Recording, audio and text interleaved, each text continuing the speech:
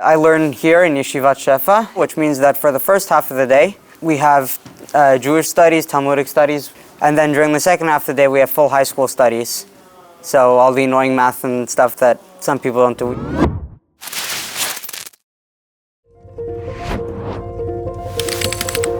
So generally my day starts at home, obviously. So I get up at around 6:30 a.m.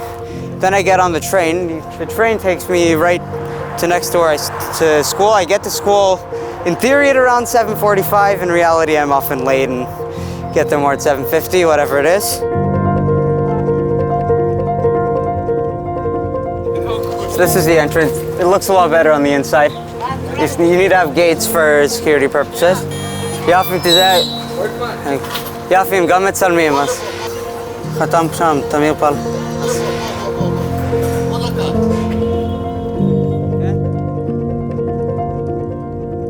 And over here, this is remembering some of the soldiers who've died in the current war, along with prayers for the soldiers.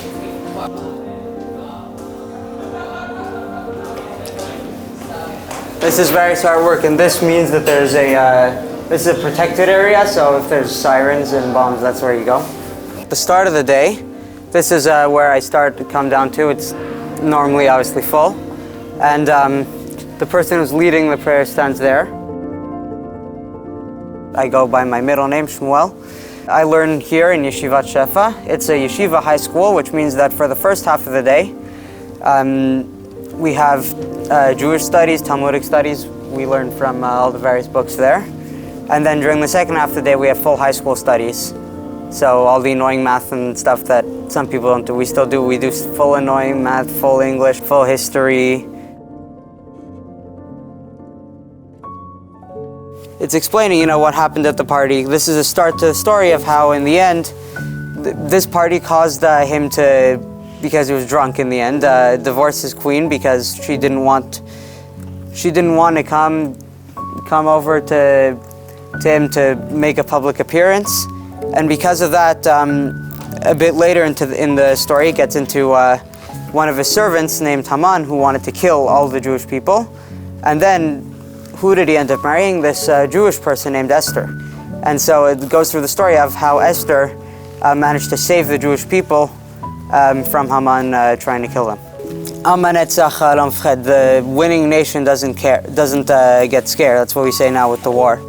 The thing is that this is one of the many, many stories of how the Jewish people have defied the odds to stay alive. How it always seems to work is that they want to kill us. Going back years, you've had the Holocaust, you've had times that the Jewish people have been kicked out, like the Spanish Inquisition. Even going back from the start of us, we were always a nation that's been, people wanted to kill us. And so every single thing, it's like, how have we gotten and defeated all the odds? And so this is one of the books about that.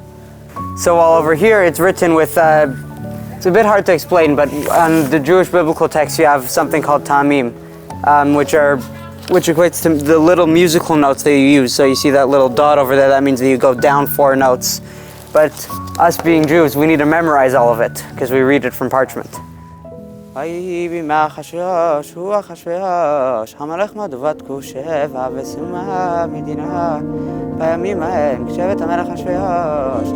is the prayer shawl, this is the tefillin, the phylacteries. These are the famous black boxes that we put on every morning.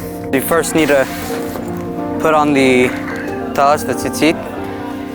So you put it on, and you say the bracha. From when I put this on my arm, I can't talk till I have the one on my head also. Put it on, you say the bracha. There's different traditions in terms of what I do. My personal thing is you wrap it inwards, and you put it on your weak hand. So as a righty, I put it on my left. This one is facing your heart, because it says in the commandments that it's close to your heart. And this one is in between your eyes. You say the bracha, then you straighten these 2 side ones. Once you're done doing that, then you put it. The way I do it is it's in a sheen. The letter sheen over here, as well as over here.